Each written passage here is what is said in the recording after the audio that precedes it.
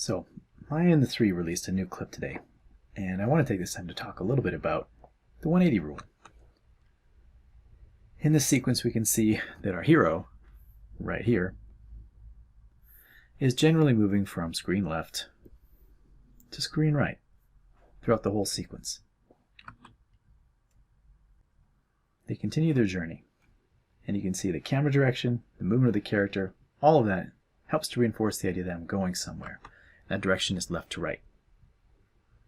Yeah, it's too bad right here. Too bad the lighting is getting in the way of the eyes right there. It's hard to read the character. Compare that to the shots before the visor goes down. So easy to read the eyes. And as soon as they're occluded, it makes it really, really challenging to connect with the character. We see arrows come in from screen left to right. So again, 180 rule. Consistency, screen direction. That makes us understand that the villain is chasing the hero.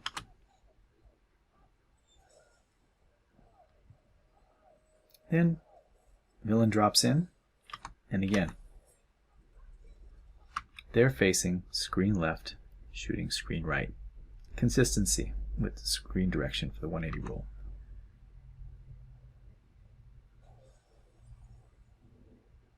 Right there.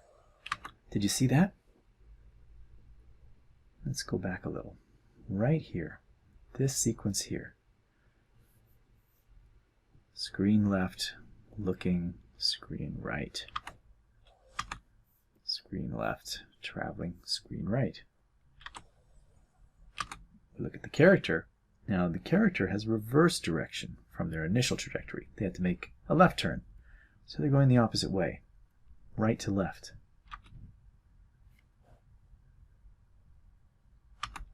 And then as we cut across to see the reverse angle, we get a problem that happens with the 180 rule. All of a sudden now the arrows are traveling from screen right up and over screen left.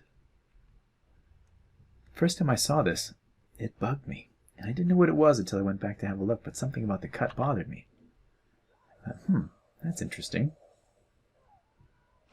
Now that creates a problem, of course. The 180 rule is not an easy thing to beat. It makes sense, it's consistent, but I was wondering if there's any way they could avoid it. You can see the rest of the sequence, everything is the same. We're traveling from screen left to screen right. All consistent. It's just in this sequence, once the arrows are shot, that we get this problem. Now, a couple of solutions would be here. If you took this element and moved it over here, and this element over here, then what you would have is this large mass over here,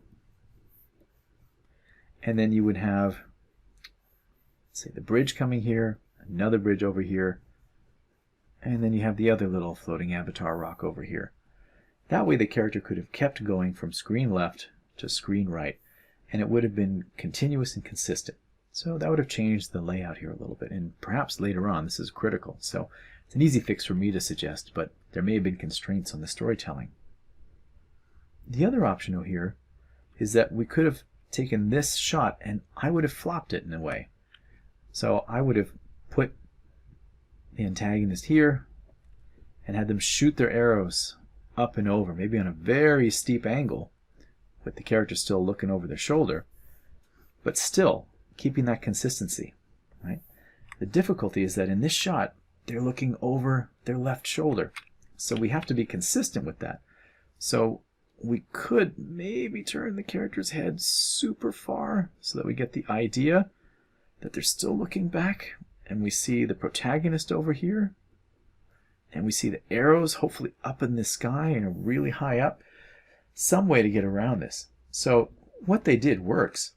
It's an elegant solution to get around the 180 rule, but it still bugged me that when I saw this the first time, it's the arrows moving in the opposite direction that really pulled me out of the sequence.